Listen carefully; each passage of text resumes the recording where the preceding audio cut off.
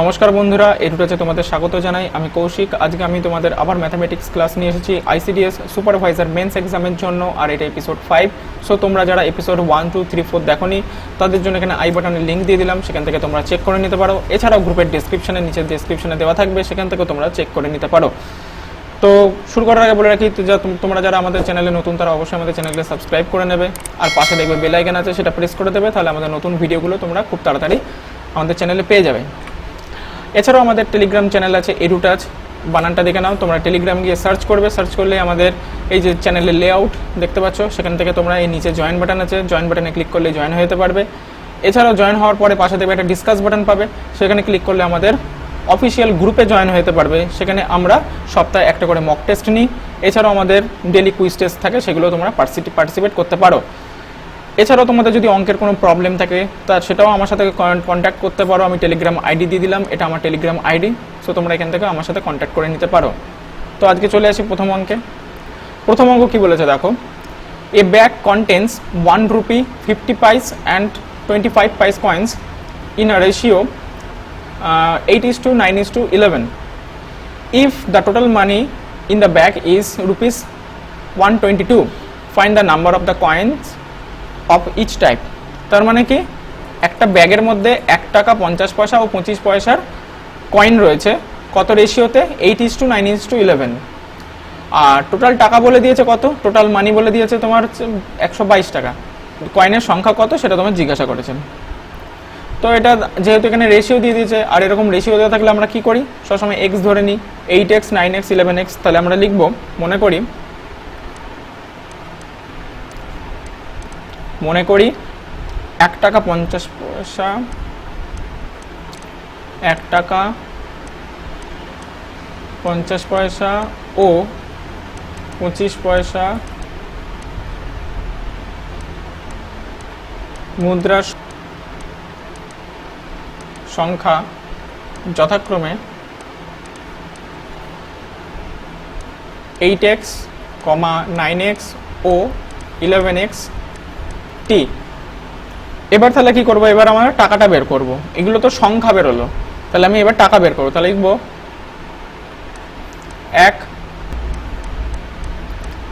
1 টাকা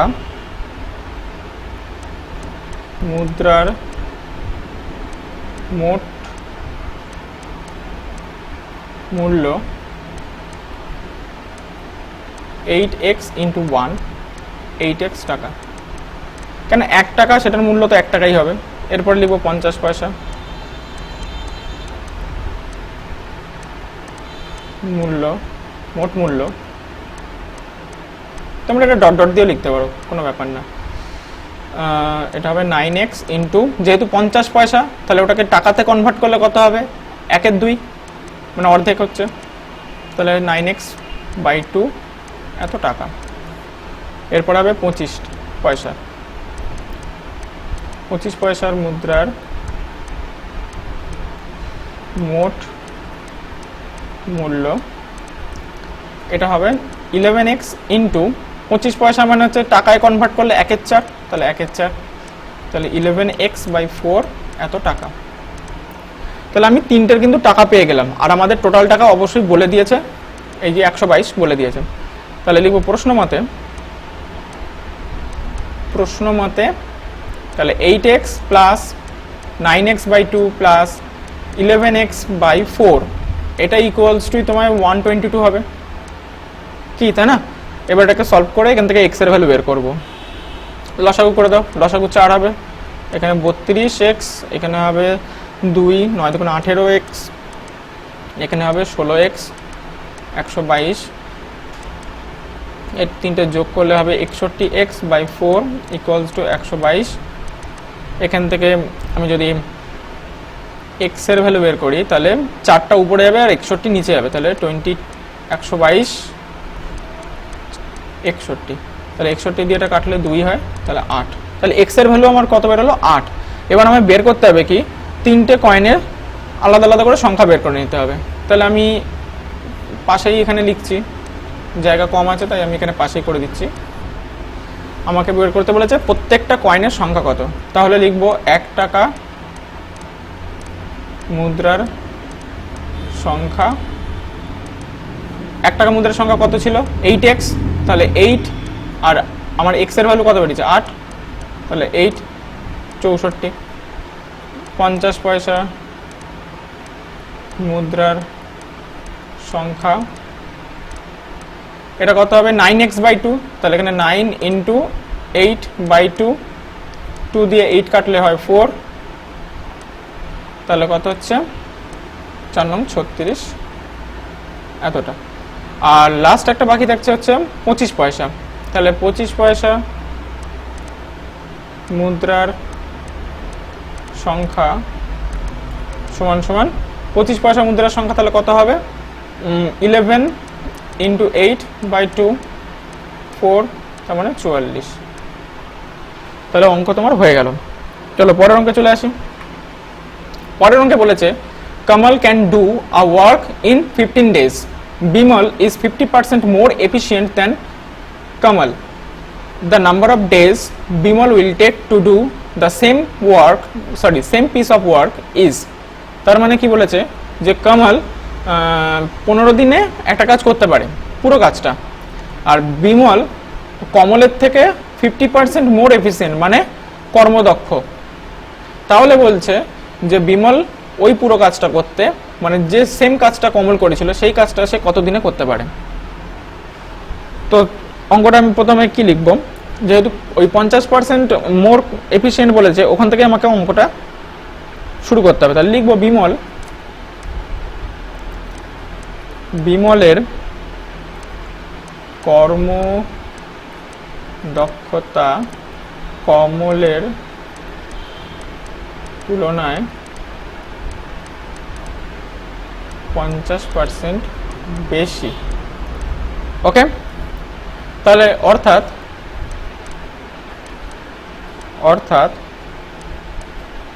কমলের কর্মদক্ষতা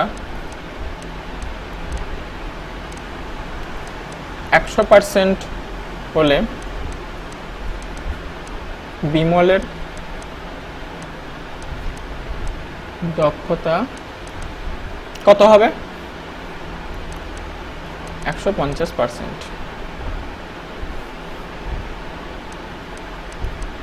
ওকে, তাহলে লিখবো বিমল ও কমলের কর্মদক্ষতার এবার অনুপাতটা বের করে নিই। তাহলে বিমল ও কমলের কর্মদক্ষতার অনুপাত, তাহলে অনুপাত কত হবে, বিমল কত ছিল, বিমল 150, এটা কিন্তু 150 লিখেছি, ঠিক আছে, তাহলে 150:100, তাহলে এখানে কত হবে 3:2। তাহলে লিখবো, মনে করি বিমল কাজটি করতে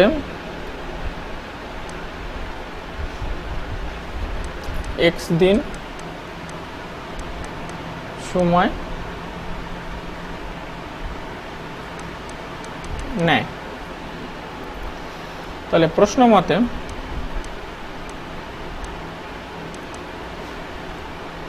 3:2 আর এদিকে হবে কত 15:x। এটা কিন্তু ব্যস্ত অনুপাত হবে। কেন ব্যস্ত অনুপাত হবে, যার কর্মদক্ষতা বেশি তার সময় কত কম লাগবে, যার কর্মদক্ষতা কম তার সময় কি বেশি লাগবে।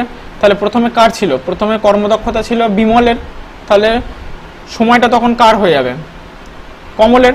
ওই জন্য দেখো এখানে আমি কি লিখেছি 3:2, কিন্তু এইদিকে যখন অনুপাতটা লিখছি তখন কিন্তু আগে কিন্তু কমলের যে সময়টা লাগছে সেটা লিখেছি, তারপরে বিমলের সময়টা x ধরেছিলাম সেটা লিখলাম। তাহলে ব্যস্ত সম্পর্ক হয়ে যাচ্ছে, আর ব্যস্ত সম্পর্কই তো হবে, আমি বলে দিলাম কেন ব্যস্ত সম্পর্ক হচ্ছে। তাহলে এটা সলভ করি, এটা তো খুবই সহজ অঙ্ক হয়ে যাচ্ছে। এখানে তোমার x এর ভ্যালু আসবে x = 15 × 2/3, তাহলে এখানে 5, তাহলে 10, তাহলে 10 দিন। তাহলে বিমলের কত সময় লাগবে 10 দিন। লাস্টে ওটা উত্তরে কিন্তু অতএব দিয়ে লিখে দেবে। ওকে, পরের অঙ্কে আসি।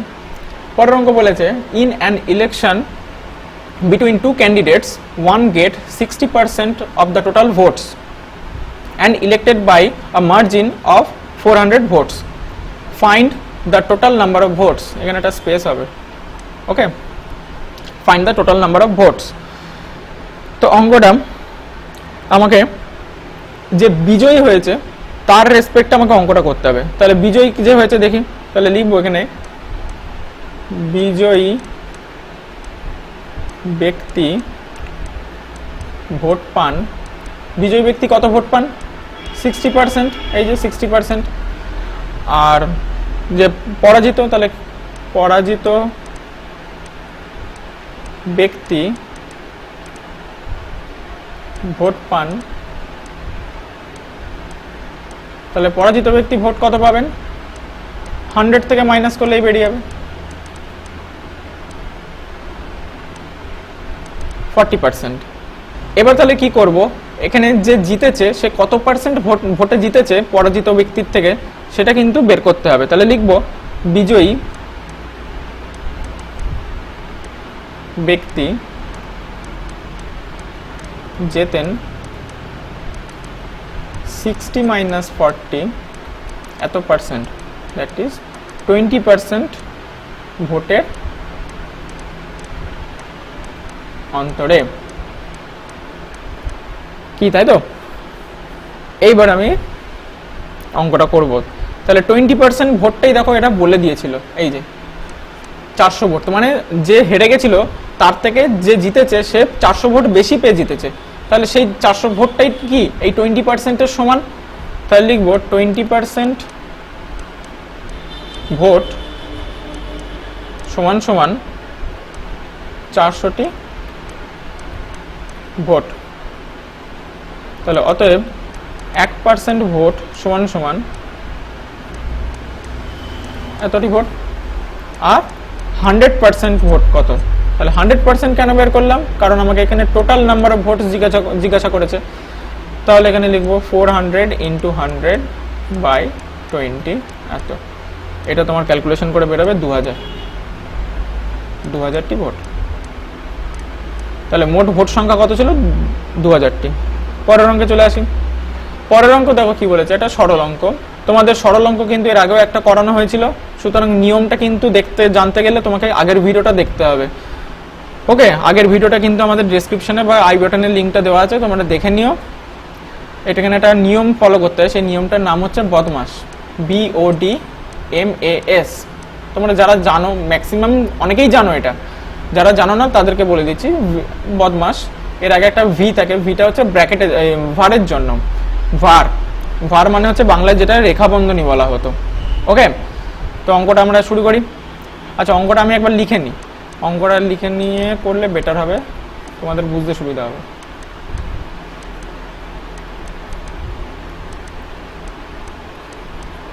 দেখো ফার্স্টে আমি কি করবো, ফার্স্টে আমার এইখানে যে এটা রয়েছে মিক্স ফ্র্যাকশন বা বাংলায় যেটাকে বলা হচ্ছে মিশ্র ভগ্নাংশ, সেটাকে কিন্তু আমি আগে নর্মাল ভগ্নাংশতে কনভার্ট করব। তাহলে প্রথমে যা আছে সেগুলো যেমন আছে তেমনই রেখে দিচ্ছি। আর এটা কত হবে? 3 × 4 = 12 আর 3 × 15, তাহলে 15/4। এবার আমার কাজ কি, ফার্স্টে দেখো এখানে তো ব্র্যাকেট নেই, তাহলে ব্র্যাকেট দুটো বাদ দিলাম, ব্র্যাকেট দুটো বাদ। তাহলে এরপরে কি? অফ। তাহলে অফের অঙ্ক করব। আচ্ছা, অফ মানে অ্যাকচুয়ালি তো গুণ করাই, তাই না? তাহলে অফের জায়গায় আমি গুণ সাইনটা দিয়ে দিতে পারি, অঙ্ক করার সময় গুণ সাইন দিয়ে দিতে পারো, কোনো অসুবিধা নেই। এবার এইটাকে কিন্তু আমাকে আগে ক্যালকুলেশন করতে হবে। তাহলে এখানে কাটাকাটি করি, 12। তাহলে আমার কত হলো? 108 ভাগ 12 যোগ 2/5 গুণ 15/4। এবার আমার কাজ কি? এরপরে আমার হচ্ছে ডিভিশন। তাহলে ডিভিশন এইখানে আছে, ডিভিশনটা করে নিই। ডিভিশন তোমার কত হবে? 9 × 108, এটা গুণ। এরপরে আমার কাজ কি? এরপরে আছে ডিভিশনের পরে হলো মাল্টিপ্লিকেশন। তাহলে মাল্টিপ্লিকেশন মানে গুণ, তাহলে গুণ আগে করব। তো এখানে কাটাকাটি করে নিই, 3 আর এটার সাথে কাটলে 2, তার মানে আমার কত হলো? 9 + 3/2। আর তো এখানে কিছু নেই, শুধু প্লাস ছাড়া আর কিছু নেই। তাহলে এই যে অ্যাডিশন, আমার সাবট্রাকশন নেই, মানে বিয়োগ নেই, তাই বিয়োগের অঙ্ক এখানে করতে লাগছে না।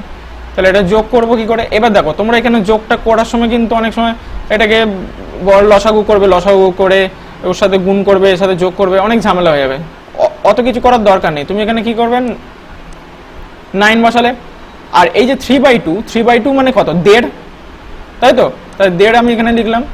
এবার এই দুটো যোগ করে দাও, 9 আর 1 10, তাই 10 গুণ 1 2 হয়ে গেল। পরের অঙ্কে চলে আসি। পরের অঙ্ক দেখো কি বলেছে, 1250 oranges were distributed among a group of girls in a class.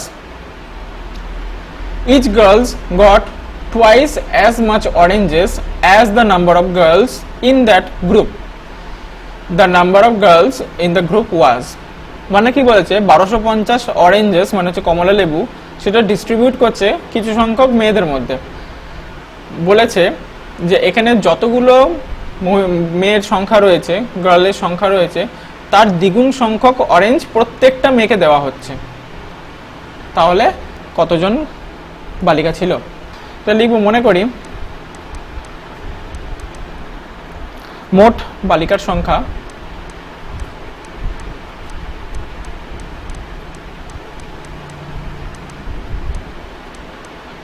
x জন। এবার লিখব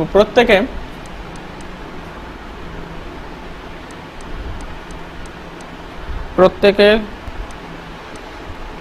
কমলা লেবু পায় 2xt করে। 2xt করেই পাবে বললাম। যতজন সংখ্যক আছে প্রত্যেকে সেই যত বালিকার সংখ্যা আছে তার দ্বিগুণ সংখ্যক করে লেবু পাবে, তাহলে 2xt করে। তাহলে প্রশ্ন মতে, এখানে আর কিছু লেখারই নেই, তাহলে প্রশ্ন মতে x এটা হচ্ছে বালিকার সংখ্যা ইন্টু প্রত্যেক বালিকা কত করে পাচ্ছে, 2x। তাহলে x ইন্টু 2x এটা হয়ে গেল কি মোট কমলা লেবুর সংখ্যা, আর সেটাই বলে দিয়েছে কোশ্চেনে কত, 1250। তাহলে এখানে 1250। এবার এটাকে নর্মালি যেরকমভাবে সলভ করে, x এর সাথে x গুণ করে দিলে তাহলে x স্কোয়ার, তাহলে 2x স্কোয়ার ইকুয়ালস টু 1250। 2টাকে ওইদিকে ডিভাইড করে দিলাম, তাহলে x স্কোয়ার ইকুয়ালস টু 1250/2। এটা কাটাকাটি করলে হবে 625। তাহলে x স্কোয়ার ইকুয়ালস টু 625, তাহলে x ইকুয়ালস টু কত হবে, 25 হয়ে গেল অঙ্ক। এটাই হলো বালিকার সংখ্যা। পরের অঙ্কে চলে আসি। পরের অঙ্ক বলেছে, a man rose 30 kilometre downstream and 18 kilometre upstream taking 5 hours each time. What is the velocity of the current? তার মানে কি বলেছে, একজন ব্যক্তি স্রোতের অনুকূলে 30 কিলোমিটার যাচ্ছে আর স্রোতের প্রতিকূলে 18 কিলোমিটার যাচ্ছে। এর ফলে কি হচ্ছে, তার টোটাল যে টাইমটা সেটা হচ্ছে 10 ঘন্টা। এখানে কিন্তু টাইমটাকে ভাগ করে বলে দিচ্ছে যে 5 ঘন্টা 5 ঘন্টা করে টাইম লাগছে। তাহলে কারেন্ট মানে হচ্ছে স্রোতের গতিবেগ কত সেটা জিজ্ঞাসা করেছে। তাহলে এখানে আমি লিখবো, আমাকে এখানে দুটোই ধরে নিতে হবে, একটা হচ্ছে নৌকার গতিবেগ আর একটা হচ্ছে স্রোতের গতিবেগ। আর নৌকার গতিবেগটা অবশ্যই স্থির জলে নৌকার গতিবেগ। ওকে, তাহলে লিখবো,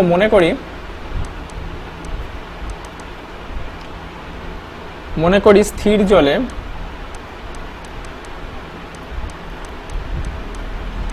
নৌকার গতিবেগ x কিলোমিটার পার আওয়ার ও স্রোতের গতিবেগ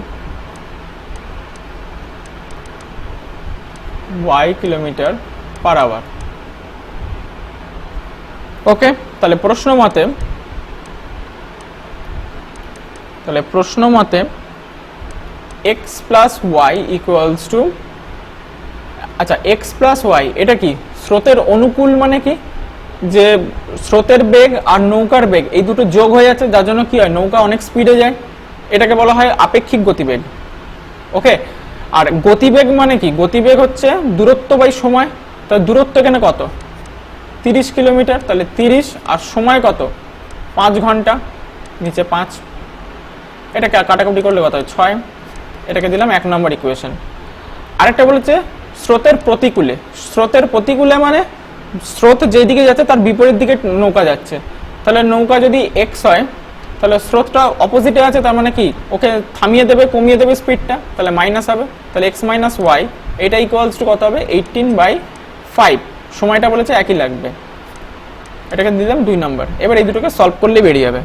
তো সলভ করতে গেলে আমাকে কি বের করতে হবে, আমাকে ফার্স্টে দেখতে হবে কি বার করতে হবে, আমাকে স্রোতের গতিবেগ বার করতে হবে। আমার কিন্তু নৌকার গতিবেগ লাগছে না, আর আমি এখানে নৌকার গতিবেগ কাকে ধরেছিলাম এক্স কে, তাহলে আমার এক্স লাগবে না, আমার লাগবে কোনটা ওয়াই। তাহলে আমাকে এখান থেকে কিন্তু ওয়াই এর ভ্যালুই শুধু বের করতে হবে, এক্স এর ভ্যালু বের করার কোনো দরকার নেই। তাহলে আমাকে এখানে এক্স কে কি করব, বাদ দেওয়ার চেষ্টা করব। তাহলে এক্স কে বাদ দিতে গেলে কি করতে হবে, যেহেতু এক্স এর সাইন এখানেও পজিটিভ আছে এখানেও পজিটিভ আছে, দুই জায়গায় পজিটিভ আছে, তাহলে কিন্তু আমাকে বিয়োগ করতে হবে, বিয়োগ করলেই একমাত্র কাটাকাটি যায়, তাহলে বিয়োগ করতে হবে। তাহলে আমি 1 নম্বর ইকুয়েশন আর মাইনাস 2 নম্বর ইকুয়েশন করে দিলাম। এখানে তুমি লিখতেও পারো 1 নম্বর ইকুয়েশনকে 2 নম্বর ইকুয়েশন দ্বারা বিয়োগ করে পাই, এরকম ভাবে লিখতে পারো, বা এরকম সাইন দিয়ে দেখিয়ে দিলেও হবে, তার জন্য নাম্বারে কাটবে না। তাহলে x plus y this equals to 6 আর x মাইনাস ওয়াই এটা ইকুয়ালস টু 18/5। তাহলে বিয়োগ করলে আমার কি হবে, সব সাইন চেঞ্জ হয়ে যায়। তাহলে এখানে প্লাস আছে তার মানে এখানে মাইনাস, এখানে মাইনাস আছে তার মানে এখানে প্লাস, এখানে প্লাস আছে তার মানে এখানে মাইনাস হয়ে গেল। এখানে কি কেটে যাবে, x x কেটে যাবে, তাহলে 2y ইকুয়ালস টু 6 মাইনাস 18/5। এটা যদি ক্যালকুলেশন করি 5 লসাগু নিলে ওইদিকে হচ্ছে 5 6 30 আর 18, তাহলে কত হবে 12/5। এবার দেখো এখানে 2y সমান সমান 12/5 ছিল, আমার বের করতে হবে y এর ভ্যালু। তাহলে y অতএব y সমান সমান 12/2টার ভাগ হয়ে যাবে, তাহলে 2 × 5, 2 দিয়ে 12 কাটি 6, তার মানে 6/5, আর 6/5কে ভাগ করলে কত হয় 1.2। তাহলে এটাই হবে আনসার 1.2 কিলোমিটার/আওয়ার। আচ্ছা এখানে কিন্তু আমি এককটা লিখে দিলাম, কিন্তু অ্যাকচুয়ালি এখানে কিন্তু একক লেখা উচিত না, লাস্টে যখন আনসার লিখবে তখন কিন্তু তুমি ওখানে আনসারে কিলোমিটার/আওয়ারটা লিখে দেবে। পরের অঙ্কে চলে আসি। পরের অঙ্কে বলেছে a tap can fill a tank in 6 hours, after half tank is filled 3 more similar taps are opened. What is the total time taken to fill the tank completely?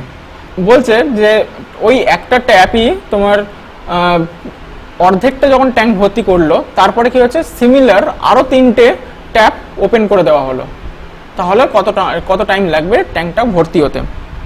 তাহলে আমি এখানে যেহেতু ওই প্রথম যে ট্যাপটা ওটা 6 ঘন্টা ওটা অর্ধেক ট্যাঙ্ক ভর্তি করেছে, তাই অর্ধেক ট্যাঙ্ক ভর্তি করতে তার কত সময় লেগেছে সেটা বের করে নেব।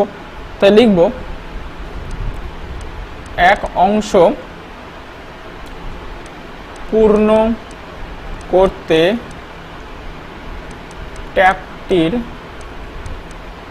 সময় লাগে কত 6 ঘন্টা। এটা তো কোশ্চেনে বলেই দিয়েছে 6 ঘন্টা। আমাকে কত অংশ ভর্তি করেছে, হাফ মানে 1/2, তাহলে 1/2 অংশ পূর্ণ করতে হবে, পূর্ণ করতে ট্যাপটির সময় লাগে, তাহলে 6 গুণ 1/2 কত হবে 3 ঘন্টা। তাহলে ট্যাঙ্কটি কতটা ফাঁকা আছে সেটা বের করবো, কেন ওই ফাঁকা ট্যাঙ্কটাই তো বাকি 3টে ট্যাপ অ্যাড করার পর টোটাল 4টে ট্যাপ ভর্তি করবেন। তাহলে আমি এখানে লিখব যে ট্যাঙ্ক ফাঁকা আছে, দেখো এখানে ট্যাঙ্ক ফাঁকা আছে কতটা সেটা তো আমরা বুঝতেই পাচ্ছি, কিন্তু মুখে মুখে হিসাব করলে তো হবে না, ওটা লিখে দেখাতে হবে। তাহলে 1 মাইনাস 1/2 এত অংশ, তাহলে 1/2 অংশ। এবার আমায় কি করতে হবে, ওই যে 4টে ট্যাপ একসাথে খোলা হয়েছিল ওরা 1 ঘন্টায় কতটা পূর্ণ করে সেটা বের করব। আমরা জানি কি একটা ট্যাঙ্ক যদি 6 ঘন্টায় পুরোটা পূর্ণ করে তাহলে 1 ঘন্টায় কতটা পূর্ণ করবে 1/6, তাহলে 4টে ট্যাঙ্কের ক্ষেত্রে কত হবে 4 গুণ 1/6। তো আমি ওটাকেই লিখছি, তাহলে লিখবো 1 ঘন্টায় 4টি ট্যাপ পূর্ণ করে 4 গুণ 1/6 এত অংশ। তাহলে এটা কাটাকাটি করলে হবে 2/3 অংশ। এবার আমাকে লাস্টে সলিউশনটা করতে হবে, তার জন্য আমাকে জায়গা দরকার। তাহলে আমি এটা মুছে দিচ্ছি, মুছে দিয়ে আবার করছি, ঠিক আছে। তাহলে এখানে লিখব যে 2/3 অংশ পূর্ণ করতে 4টি ট্যাপের সময় লাগে কত? 1 ঘন্টা।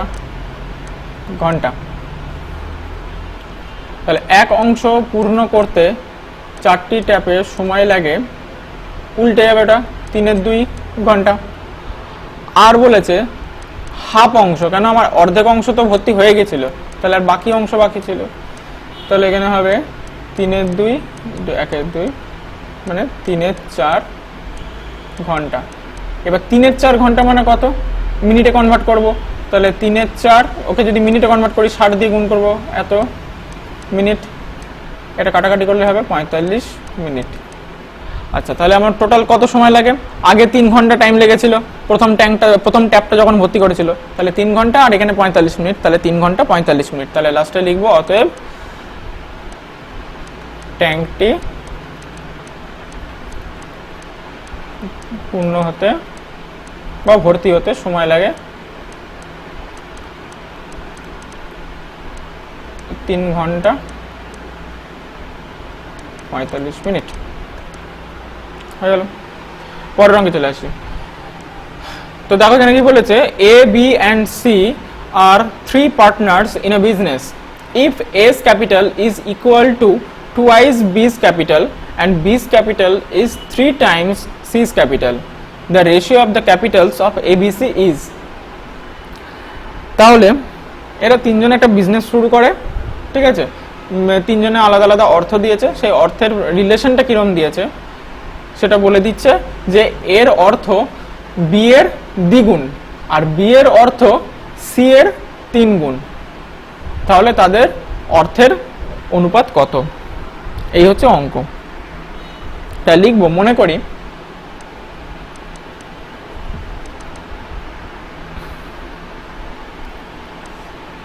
সি এর অর্থ হলো x টাকা। এবার লিখব বি এর অর্থ সি এর 3 গুণ, অর্থাৎ বি এর অর্থ কত হবে? 3x টাকা। আর এর অর্থ বি এর দ্বিগুণ বা 2 গুণ, অর্থাৎ এর, তাহলে এর অর্থ কত হবে? 3x এর সাথে গুণ হবে, কেন 3x টা বি এর টাকা ছিল, তাহলে 3x ইন্টু 2 এত টাকা।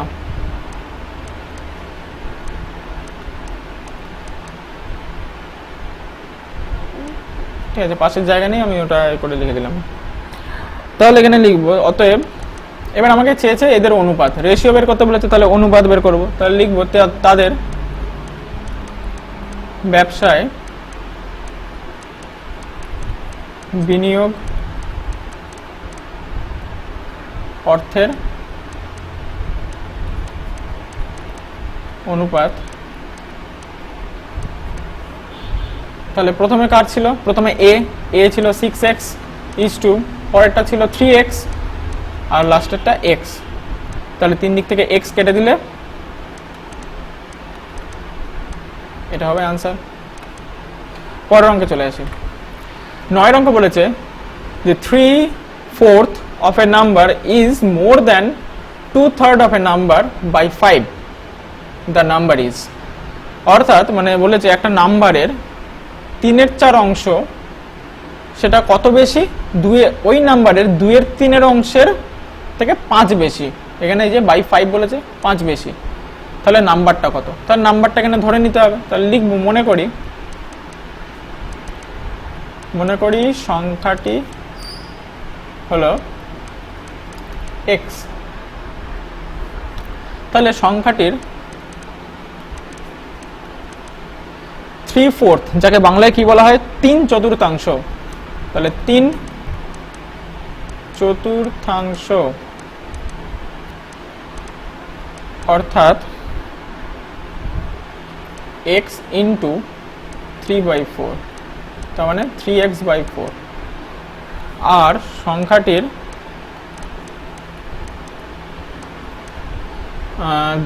2/3 মানে কি 2/3, তাহলে লিখবো 2/3,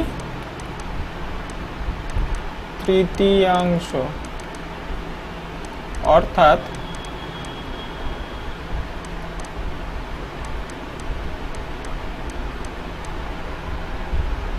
প্রশ্ন মতে 3x/4 এটা বেশি ছিল কেন, 3x/4 ইজ মোর দ্যান, তার মানে কি 3x/4 বড়, তাহলে 3x/4 মাইনাস 2x/3 কত বেশি, 5 বেশি, তাহলে ইকুয়ালস টু 5। এবার এটা সলভ করলে হয়ে যাবে, এখানে লসাগু করতে পারো, লসাগু করলে হবে 12, এখানে হবে 9x, এখানে হবে 8x equals to 5, 9x minus 8x হয় x/12 ইকুয়ালস টু 5, অতএব x ইকুয়ালস টু 5 ইন্টু 12, তার মানে 60 হয়ে গেল অঙ্ক। তো পরের অঙ্কে চলে আসি। আজকের এটা শেষ অঙ্ক, আর তোমাদের লীলা রয়ের কিন্তু বইটা শেষ হয়ে যাচ্ছে। সো এর পরের দিন থেকে তোমাদের যে অঙ্ক করাবো সেগুলো কিন্তু কিছু ইম্পর্টেন্ট অঙ্ক, আমি বাছাই করা অঙ্ক, সেগুলো দিয়ে ভিডিও বানাবো।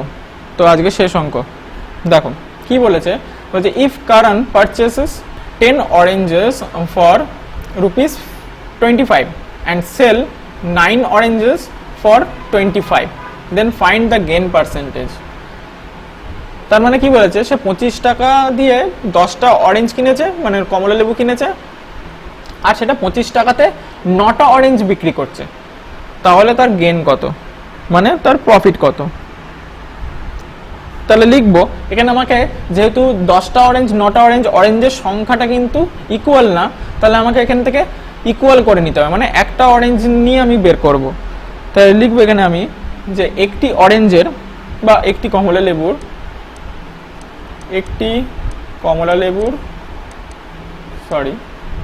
লেবুর ক্রয় মূল্য, তাহলে কত হবে, এটা 25/10, এত টাকা 10 দিয়ে ভাগ করলে বেরিয়ে যাবে। আর একটি কমলা লেবুর বিক্রয় মূল্য, এটা কত হবে 25/9, এত টাকা। আমি কিন্তু এগুলো ক্যালকুলেশন করছি না, দেখো এরকমভাবে রেখে দিচ্ছি, আমার সুবিধার্থে রেখে দিচ্ছি। তাহলে লিখবো তিনি লাভ করেন